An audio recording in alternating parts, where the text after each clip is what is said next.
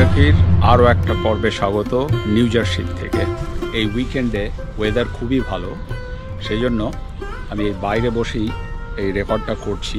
যদিও আমি কিচেনে আজকে রান্না করব এঁচোড় দিয়ে চিংড়ি।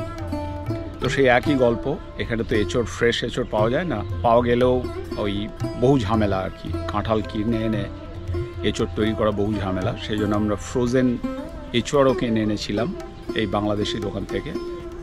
আর যে কথা বারবার বলি, আপনাদের কাছে এই ইঁচড় চিংড়ি কিংবা অন্যান্য রেসিপিগুলো খুবই মান্ডেন টাইপের হতে পারে, কিন্তু আমাদের পক্ষে সুদূর আমেরিকায় বসে এই ধরনের খাবার তো কোনো রেস্টুরেন্টে পাওয়া যায় না, আমাদের নিজেদেরকেই রান্না করতে হয়। তো সেই জন্য it's interesting for us. It may not be, আপনাদের জন্য এটা খুব হয়তো একটা সহজ সরল ব্যাপার, আপনারা যে কোনো সময় গিয়ে এঁচোড় বা চিংড়ি কিনে আনতে পারেন। আমাদের ক্ষেত্রে সেই রকম হয় না, যেহেতু এটা মেন স্ট্রিম খাবার নয়। তো যাই হোক, আজকে দেখাচ্ছি আমি আপনাদের কিভাবে আমরা রান্না করছি। তো শেষ পর্যন্ত দেখবেন, আশা করছি আপনাদের ভালো লাগবে। আমি একটু চলে এলাম বাগানের মাঝখানে, আর দেখতেই পাচ্ছেন পুরো একদম সবুজ ঘাসে বাগান ভর্তি, এবং আশেপাশের গাছগুলোতেও পুরো সবুজ। তো যাব আমি এখন কিচেনে, সেখানে গিয়ে শুরু করছি আজকের রান্না। ফ্রোজেন জ্যাকফ্রুট, তার মানে এঁচোড়, কাঁঠাল আর কি। এটা অ্যাকচুয়ালি ইন্ডিয়ান কোম্পানি, বাংলাদেশি নয়। এটা কিনতে পাওয়া যায় মোটামুটি সব জায়গাতেই, কিন্তু আমরা জেনারেলি বাংলাদেশি স্টোর থেকেই নিয়ে আসি। যেহেতু এটা মেন স্ট্রিম ইন্ডিয়ান স্টোরেও পাওয়া যায়, সেই জন্য আমরা এই জ্যাকফ্রুট গ্রিন মানে এঁচোড় বা কাঁচা কাঁঠাল নিয়ে এসেছি। একটু স্বাস্থ্যকর রান্না করার জন্য এই এঁচোড়গুলোকে আমরা একটু এয়ার ফ্রায়ারে ভেজে নিচ্ছি, একদম ছাঁকা তেলে না ভেজে আর কি। এখানে ট্রান্সফার করে নিচ্ছি এর আগে।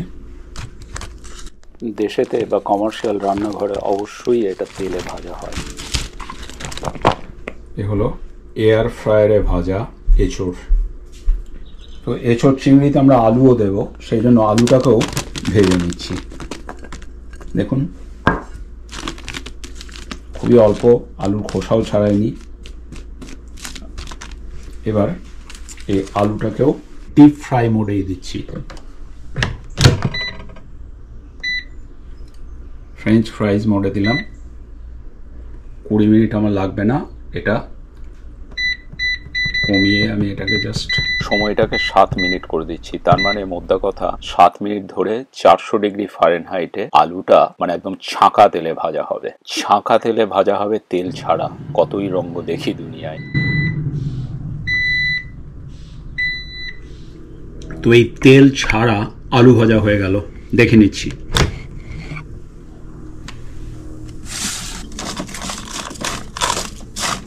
এর মধ্যে আমি একটু নুন দিয়ে দিয়েছিলাম ভাজার আগে আলুতে। এবার এটাকে আমি সরাসরি রান্নায় ইউজ করব। এয়ার ফ্রায়ারটা তো আপনারা নিশ্চয়ই ইন্ডিয়াতেও পাওয়া যায়, সবাই জানেনও। এই ব্যাপারটা হচ্ছে তেল ছাড়া গরম বাতাস দিয়ে বেসিক্যালি ভাজাভুজি করা হবে। আমরা লুচিও করেছিলাম আগে, বোধহয় একটা দুটো ভিডিওতে দিয়েছিও। পুচকা টুচকা তো খুবই ভালো হয়। তো আপাতত আমাদের আলু ভাজা হলো, সঙ্গে হলো এঁচোড় ভাজা, অল সেট। এবার চলে যাচ্ছি রান্নায়।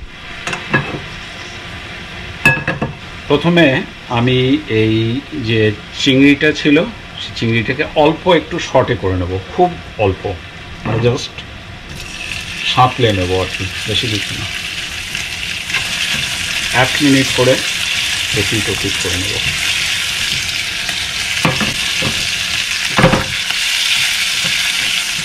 যে কথাটা সবাই বলে, আমিও বলছি, চিংড়ি যদি বেশি ভাজা হয়ে যায় তাহলে শক্ত হয়ে যাবে। তো জাস্ট এই যাতে এই গন্ধটা চলে যায়, অল্প একটু কাঁচা যে গন্ধটা থাকে সেটা যাতে চলে যায়, সেই জন্য একটু জাস্ট ভেজে নিলাম। হয়ে গেল, বন্ধ করে দিলাম আঁচ। এই হচ্ছে কারেন্ট স্টেট। এইখানে আমি তুলে রেখে দিচ্ছি।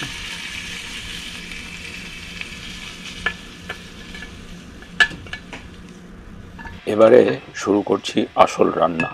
প্রথমেই আমি এই তেলে অল্প একটু জিরে আর তেজপাতা ফোড়ন দিচ্ছি। অ্যাড করে দিচ্ছি অল্প একটু পেঁয়াজ, খুব বেশি পেঁয়াজ দিচ্ছি না। খুব অল্প একটু নুন অ্যাড করে দিচ্ছি, সফট হবে তাড়াতাড়ি। মোটামুটি হয়ে গেছে ভাজা। এবারে অ্যাড করে দিচ্ছি আদা, রসুন, ধনে বাটা, দিচ্ছি একটু হলুদ, তো অল্প একটু শুকনো জিরে অ্যাড করে দিচ্ছি, খুব অল্প একটু জল দিচ্ছি, দিয়ে কষিয়ে দেবো এটা ভালো করে। অ্যাড করে দিচ্ছি একটু কাশ্মীরি লঙ্কা, কারণ ওই বাটা মশলাটার মধ্যে যথেষ্ট গোলমরিচ দেওয়া ছিল, সহজেই রান্না। অ্যাড করে দিচ্ছি একটু টমেটো পিউরে, 2 চামচ মতো, আর একটু ভালো করে কষিয়ে নিচ্ছি। এবার অ্যাড করে দিচ্ছি সেই বিনা তেলে ভাজা আলুর টুকরোগুলো। মিডিয়াম আছে আলুটাকে একটু কষিয়ে নিচ্ছি। 500 গ্রাম মতো এঁচোড়টা ছিল, তাও এখন ভেজে টেজে অনেক কমে গেছে। তার সঙ্গে ওই 100-150 গ্রাম মতো আলু অ্যাড করেছি। তো এটা একটু কষা হতে থাক, আলুর মধ্যে মশলাটা ঢুকে যায়। কয়েক মিনিটের জন্য চাপা দিয়ে দিই।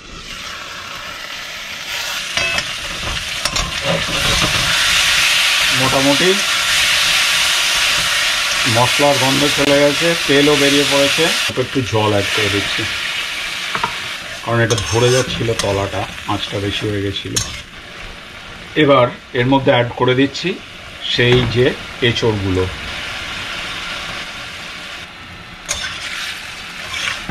কিছুক্ষণ চাপা দিয়ে রেখে দিই, আঁচটাকে একটু কমিয়ে দিচ্ছি। প্রায় 3-4 মিনিট ধরে করছিলাম, আবার জলটা একটু কমে গেছে। এবার মোটামুটি এটা কষা হয়ে গেছে।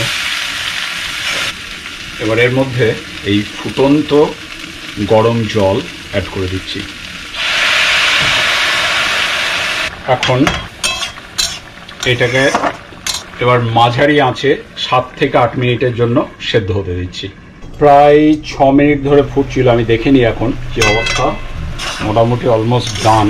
এর মধ্যে চিংড়িটা অ্যাড করার আগে অল্প একটু শাহি গরম মশলা অ্যাড করে দিচ্ছি। আলু সেদ্ধ হয়ে গেছে, এঁচোড়ও সেদ্ধ হয়ে গেছে। চিংড়িটা ভেজে রেখেছিলাম, সেই ভাজা চিংড়িটা অ্যাড করে দিলাম।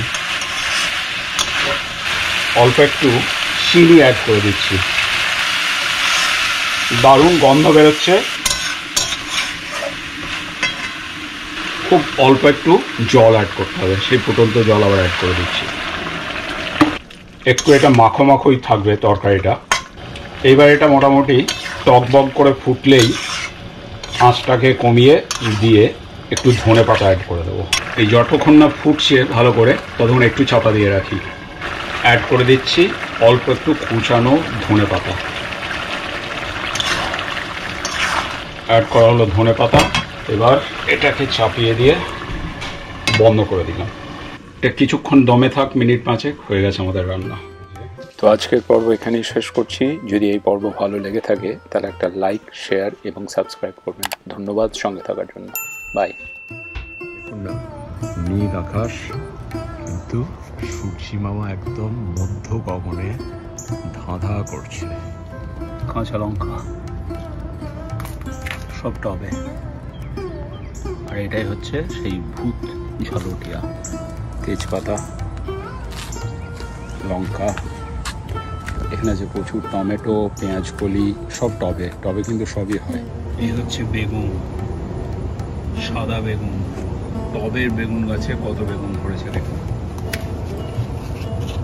হাজার হাজার বেগুন নয়, কিন্তু অ্যাটলিস্ট 15-20টা বেগুন আছে, যেটা আমরা এই মুহূর্তে তুলতে পারি। টবের ঢ্যাঁড়স, এই যে লাল ঢ্যাঁড়স। আর এ হলো টবের স্ট্রবেরি, প্রচুর ফলেছে এই একটা গাছেই। অ্যাটলিস্ট 20-25টা তো আমরা তুললাম একটা গাছ থেকেই। এই যে ধরেছে গাছে এখন চিচিঙ্গা, অনেক ধরেছে। গুড, অবশেষে ধরেছে। কুমড়ো ধরছে। ফ্রেশ টমেটো আছে তুললাম।